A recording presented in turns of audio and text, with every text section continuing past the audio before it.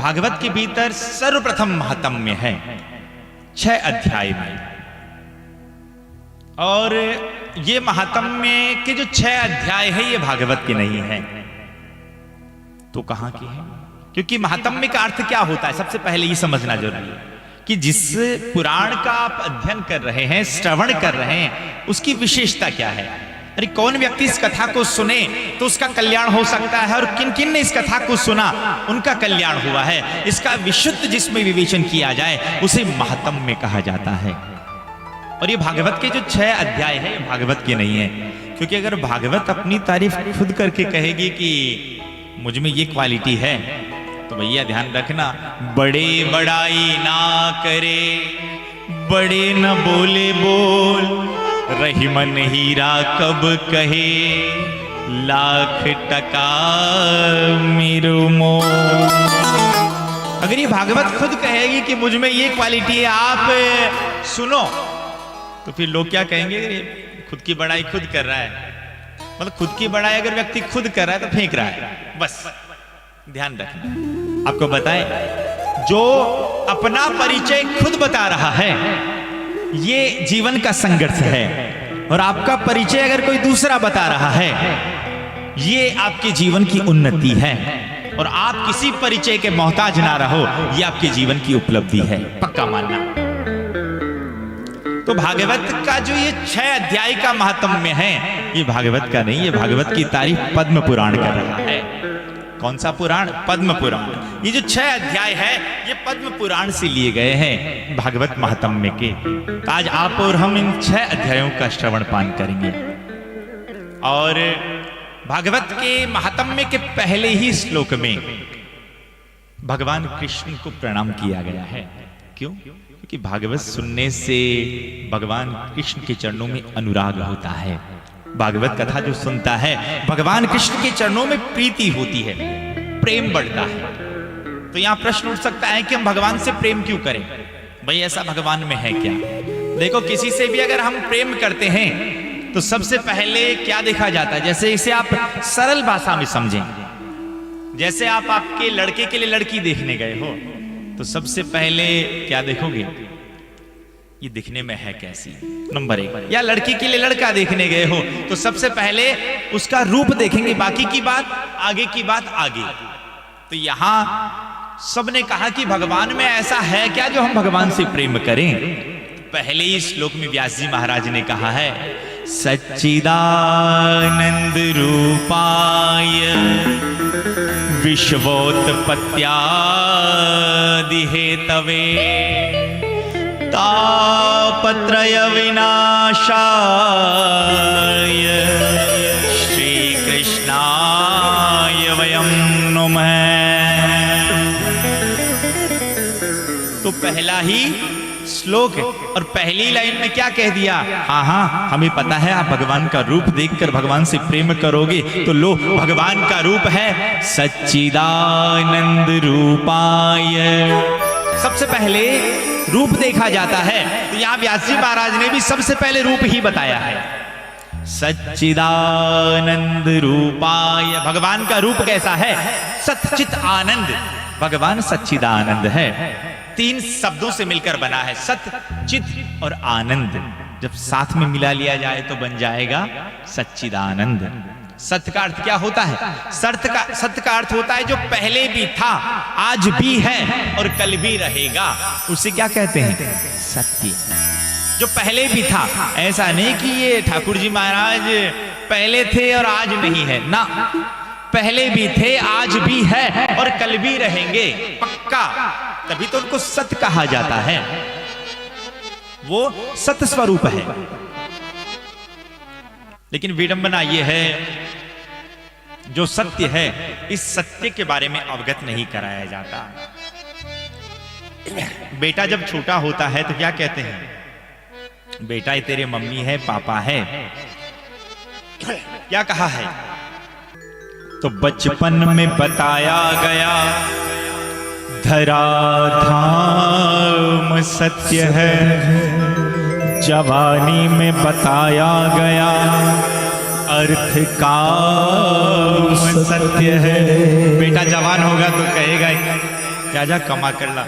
पिताजी वहाँ कथा हो रही है, अगर आप कहो तो कथा में जाऊँ। अरे भगवान खाबा नहीं देवे, कमाई दिया कि बचपन में बताया गया धराधाम सत्य है, जवानी में बताया गया अर्थ काम सत्य है, बुढ़ापे में जब पिंजरे से पंछी निकल गया और मुर्दा कंधे पर पड़ा, अब गा रहे क्या?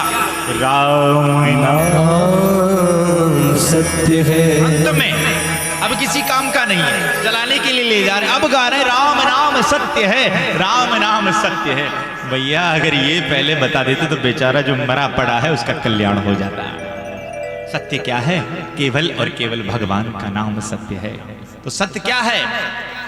भगवान कृष्ण जो पहले भी थे, आज भी है और पक्का कल भी रहेंगे। कई लोग कहते हैं कि हमारा सनातन खतरे में है। भैया सनातन की चिंता आप मत करो। सनातन का अर्थ ही होता है जो पहले भी था, आज भी है और अंत में भी रहेगा। सनातन का ना कोई आदि है ना कोई अंत है, कि भगवान ने कहा है। भगवान धर्म की रक्षा के लिए जब जब धर्म पर खतरा आता है, भगवान की वाणी है, यदा यदा ही धर्मस्य ग्लानिर्भवति भारत अभ्युत्थानम अधर्मस्य तदात्मानं सृजाम्यहम्। ये भगवान की वाणी है। कई लोग कहते हैं महाराज जी हमारा सनातन ही खत्म हो जाएगा। आजकल सनातन के प्रति लोगों में डर ज्यादा हो रहा है, लेकिन घबराओ मत, हमारा धर्म पहले भी था, आज भी है और कल भी रहेगा। बस सनातन के प्रति जागृति अपने मन में होनी चाहिए। बाकी कभी नष्ट नहीं हो सकता, कभी भी नहीं। दुनिया की ताकत नहीं कि सनातन को नष्ट कर दे, क्योंकि सनातन परमात्मा जैसे सत्य है वैसे सनातन सत्य है। हाँ, तो भगवान का स्वरूप कैसा? रिपीट ना, भगवान का स्वरूप कैसा है? सत्य है। दूसरा है चित्त, और चित्त कैसा? चित्त का अर्थ होता है प्रकाश, और ऐसा प्रकाश जिससे किसी दूसरे तीसरे से प्रकाश उधार मांगने की आवश्यकता नहीं है। सूर्य नारायण भगवान का प्रकाश भी उन्हीं की कृपा से है, चंद्रमा की शीतलता भी उन्हीं की कृपा से है। उसे कहते हैं चित्त।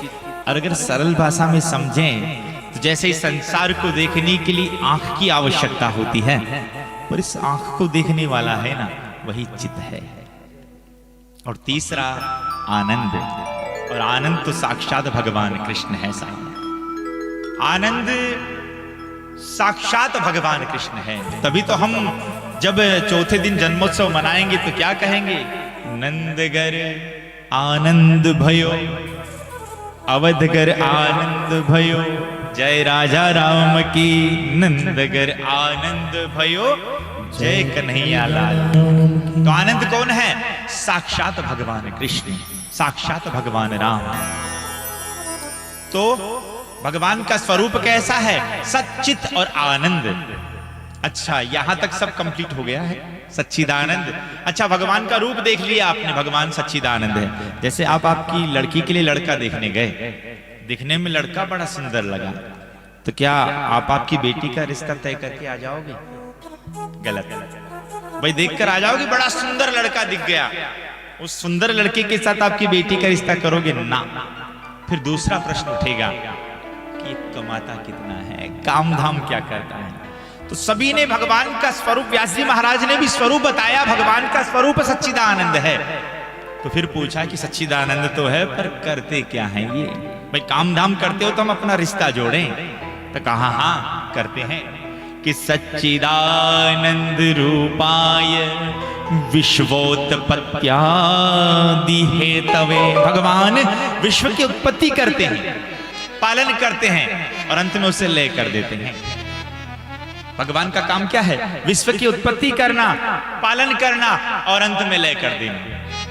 पर अपने जैसे कोई होशियार व्यक्ति होंगे जो कहेंगे कि ये हमारा इससे क्या फायदा? भगवान विश्व की उत्पत्ति करते हैं, पालन करते हैं और अंत में लय कर देते हैं, इसमें हमारा क्या फायदा? ये तो भगवान का काम है भाई, क्योंकि हम कलयुगी जीव हैं, बिना फायदे के परमात्मा से जुड़ने वाले नहीं है। पक्का मानना, जब तक फायदा नहीं होगा ना तब तक भगवान से जुड़ने वाले नहीं है। एक जगह कोई भैया कह रहे थे कि ये महाराज जी भगवान का नाम लेते हो आप, नाम लेने का फायदा क्या है? इतने में उसने गुटखा निकाला और गुटखा निकाल कर खाने लगा। तो उससे पूछा गया, भैया अभी तुमने गुटखा खाया है, उसका क्या फायदा है? नहीं इसका तो पता नहीं। अरे भले आदमी, जब तुम बुरा काम भी बिना फायदे के कर सकते तो क्या एक भगवान का नाम बिना फायदे के नहीं ले सकते? पर घबराना मत, भगवान का नाम लेने का फायदा मिलता है। और तुलसी बाबा ने तो बाकायदा छाप लगा दी, क्या? जोदायक फल चार, धर्म अर्थ काम और मोक्ष, ये चारों फल भगवान का नाम लेने मात्र से मिल जाते हैं।